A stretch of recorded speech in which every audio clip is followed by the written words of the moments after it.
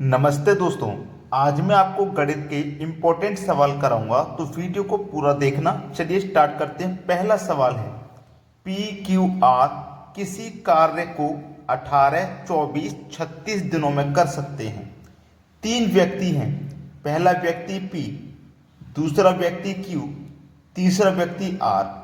जो पी है वो कार्य को 18 दिन में कर सकता है, जो क्यू है वो 24 दिन में, और जो आर है वो 36 दिन में कर सकता है। लेकिन कार्य नहीं पता कितना है। तो पता करने का आसान तरीका क्या है कि आप इन सभी का एलसीएम लेंगे। 18, 24, 36 का एलसीएम आएगा 72। तो 72 18 से भी कटेगा, 24 से भी और 36 से भी। तो 72 एलसीएम हुआ और 72 ही आपका टोटल काम हुआ। जो काम है ना वो 72 है। अब 18 से 72 को कटाइए तो 4 बार में कटेगा। 18 चौके 72। 24 से 3 बार में कटेगा और 36 से 2 बार में कटेगा। देखिएगा, हमारा पी काम को 18 दिन में कर रहा था, तो एक दिन में 4 काम करेगा, तभी तो 18 दिन में 72 काम को कर पाएगा, क्योंकि टोटल काम 72 है। ठीक है। क्यू हमारा 24 दिन में काम को कर रहा है, तो वो एक दिन में 3 काम करेगा, तब 24 दिन में इस 72 काम को खत्म कर पाएगा। समझ में आ गया ना? तो ये तीनों का एक एक दिन का काम है। अब बोला है सभी मिलकर कार्य को कितने दिनों में समाप्त करेंगे। जब सभी मिल जाएंगे तो कितने हो जाएंगे? 4 और 3 7 और 2 9, यानी कि एक दिन में 9 काम करेंगे तीनों मिलकर के। काम कितना है? टोटल 72 काम करना है। अगर एक दिन में 9 करेंगे तो 72 को कितने में कर देंगे? 9 8 72, यानी कि 8 दिन में कर देंगे। 72 काम को कितने दिन में कर देंगे? तीनों मिलके 8 दिन में। पहला ऑप्शन हो जाएगा सवाल का सही जवाब। अब देखते हैं अगला प्रश्न। अगला प्रश्न है, यदि 9x - 4y, ठीक है, 7x + 8y के बराबर है। देखो, 9x - 4y 7x + 8y के क्या है? बराबर है। तो बराबर ले लीजिए। तो x और y का अनुपात ज्ञात करना है। x और y का अनुपात देखना ध्यान से, बहुत बढ़िया सवाल दिया गया है। इसको देखना कैसे करेंगे। यहां पे देखो कितना है, ये 4y है माइनस का, और ये 9x है प्लस का। अब देखिएगा, इधर मैं क्या रखूंगा? ये 4y है इधर, और मैं इस 8y को इधर लेके आऊंगा। समझना प्रश्न को, ठीक है। हमें करना क्या होगा? x वाले टर्म एक तरफ और y वाले टर्म हमको एक तरफ करने पड़ेंगे, ठीक है। इतना विशेष ध्यान रखना। अब चाहे ऐसा कर लो कि इधर मेरा क्या है? 9x है, और ये क्या है? मेरा 7x है, ठीक है। ये 9x है और ये 7x। अब देखो, x वाले टर्म को जब मैं एक तरफ करूंगा तो 9x है, और मैं 7x इधर लाऊंगा तो 9x में से 7x माइनस हो जाएगा, तो 2x बचेगा। बराबर ये 4y है, 4y को इधर लेके आऊंगा, 8y इधर प्लस का है, ये माइनस का 4y इधर आके प्लस का हो जाएगा, तो 8 और 4 12y हो जाएगा। हो जाएगा कि नहीं हो जाएगा? चलिए, अब 2 से कटेगा हमारा 12 6 बार में। क्लियर? तो देखो ये कितना हुआ? इधर हुआ 1x बराबर 6y, यही तो हुआ। चलिए, अब हमें करना क्या है? हमें बताना है x और y का अनुपात। चलिए, x इधर मैं y को लेके आऊंगा तो x के बटे में y, इधर 6 बचा, और 1 को इधर लेके जाऊंगा तो 6 के बटे में 1। तो x का मान 6 है, y का मान 1। तो हमें x अनुपात y बताना है, तो ये 6 अनुपात 1 हो जाएगा, यानी कि सी ऑप्शन बिल्कुल सही जवाब है। अब देखते हैं अगला प्रश्न। अगला सवाल है, प्रश्न चिन्ह के स्थान पर कौन सी संख्या आएगी। देखो, एक सीरीज दी गई है आपको, और यहाँ पे है प्रश्न चिन्ह, यहाँ कौन सी संख्या आएगी वही बताना है। तो देखो, हमने क्या काम किया है कि 80 से 72 पे पहुंचे हैं, तो हम 12 माइनस करके ही तो पहुंचेंगे, और 70 से 76 पे पहुंचेंगे तो 6 प्लस करके पहुंचेंगे, और 76 से 64 पे पहुंचेंगे तो फिर से 12 माइनस करने पड़ेंगे, और 64 से फिर 70 पे पहुंचेंगे तो फिर से 6 प्लस करेंगे। -12 + 6 -12 + 6, तो फिर से क्या हो जाएगा? फिर से -12, और फिर से क्या हो जाएगा? फिर से +6। 58 में 6 जोड़ दो तो यहाँ पे आने वाली संख्या 64 होगी, और 64 किस ऑप्शन में है? सी ऑप्शन में। मतलब सी ऑप्शन आपके इस सवाल का बिल्कुल सही जवाब है। अब देखते हैं अगला प्रश्न।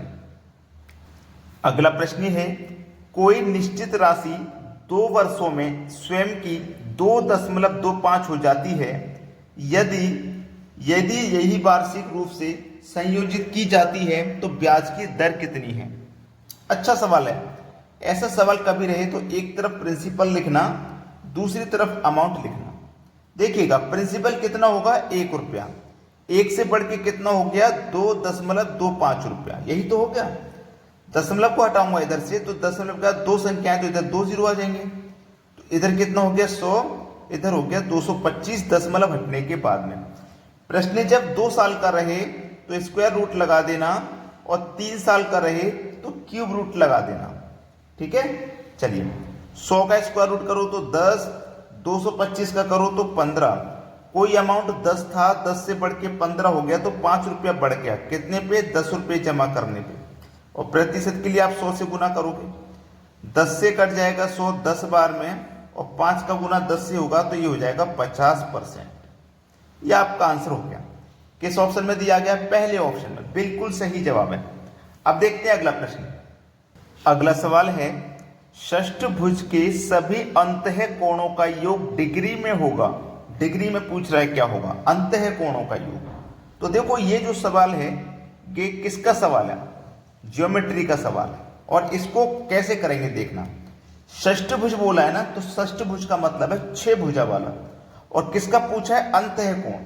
तो याद रखना हमको क्या करना है, अंतः कोणों का योग निकालना है। तो अंतः कोण का क्या फॉर्मूला होता है, n-2 इंटू 180 डिग्री। अंतः कोण बराबर होता है ये, n का मान हमें पता है, षष्ठभुज का मतलब 6 -2 इंटू 180, 6 - 2 बचेंगे 4 गुने 180। अब 18 चौके कितना हो जाएगा, 72, और 1 0, मतलब 720 डिग्री। सी ऑप्शन हो जाएगा सवाल का बिल्कुल सही आंसर। अब देखते हैं अगला सवाल। अगला प्रश्न है, ए बी सी की आयु का अनुपात 3 4 5 है। ए बी और सी इनका अनुपात है 3 4 5। ठीक है, चलिए यदि उनकी आयु का औसत 24 वर्ष हो तो बी और सी की आयु का योग क्या है। औसत कितना है, 24 वर्ष औसत। देखना आप अच्छे से जानते हैं कि अगर हमें कह दे योग तो हम अनुपात का भी योग लेते हैं, एलसीएम कह दे तो अनुपात का भी एलसीएम। अब औसत कहा गया है तो अनुपात का भी औसत लेंगे। 3 4 5 का औसत क्या हो जाएगा, 4 हो जाएगा। कैसे हो जाएगा 4, अभी बताता हूं। 4 6 24, ये 6 बार में कट गया ना। पूछा किसका है, बी और सी का योग, तो 6 का गुना बी के अनुपात में करो, सी के अनुपात में करो। 6 चौको 24, 6 पंजे 30, दोनों का योग पूछा है तो 54 आ जाएगा योग। ठीक है, 54 योग आ जाएगा। 54 दिया गया आपके बी ऑप्शन में। अब मैंने आपसे कहा कि 4 औसत कैसे होगा, अनुपात का। जब संख्या लगातार हो, 3 4 5 लगातार संख्या हो तो बीच वाली संख्या औसत होती है। 1 2 3 लगातार संख्या हो, बीच वाली संख्या औसत होती है। 7 8 9 लगातार संख्या हो, बीच वाली संख्या औसत होती है। 5 6 7 लगातार संख्या हो, बीच वाली संख्या औसत होती है। 8 9 10 लगातार संख्या हो, बीच वाली संख्या औसत होती है। तो बात समझ में आ गई। अब देखते हैं अगला सवाल। अगला सवाल है, समबाहु त्रिभुज का परिमाप 12 सेंटीमीटर है, त्रिभुज का क्षेत्रफल ज्ञात करें। देखो कहा है समबाहु त्रिभुज, तो समबाहु त्रिभुज का क्या मतलब है, जिसकी तीनों भुजाएं बराबर हों। जैसे आपने कोई त्रिभुज बनाया, उसकी तीनों भुजाएं बराबर हो, यानी कि ये ए है तो ये भी ए होगा और ये भी ए होगा। ठीक है, ये बात याद रखना। अब देखो उसने बोला है परिमाप 12 सेंटीमीटर है, तो 12 सेंटीमीटर का मतलब ये 4 होगा, ये भी 4 ए और ये भी 4 ए, तीनों को जोड़ेंगे तो 12 सेंटीमीटर हो जाएगा। ठीक है, क्लियर। चलिए अब आपसे क्या कहा गया है, परिमाप। परिमाप निकालना है, यानी कि क्षेत्रफल निकालना है, एरिया निकालना है। तो एरिया बराबर क्या फॉर्मूला होता है, इधर लिखते हैं। एरिया बराबर होता है यहाँ पे √3y4 इंटू ए का स्क्वायर। चलिए देखिए, √3y4 इंटू ए का स्क्वायर। ए का मान 4 है, मतलब 4 का स्क्वायर, तो 4 के स्क्वायर का मतलब 4 गुने 4 लिख सकते हैं।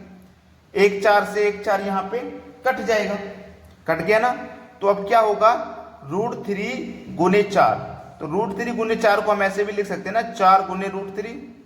भाई गुने में संख्या है, देखो आप 2 गुने 4 लिख दो चाहे 4 गुने 2 लिख दो, एक ही बात है, आंसर एक ही आएगा। तो √3 के बाद में 4 है तो इसको आप पहले लिखेंगे, 4√3 ये रहा बी ऑप्शन में सवाल का सही जवाब। वीडियो को सभी बच्चे लाइक करें और शेयर भी कर दें। ठीक है दोस्तों, धन्यवाद।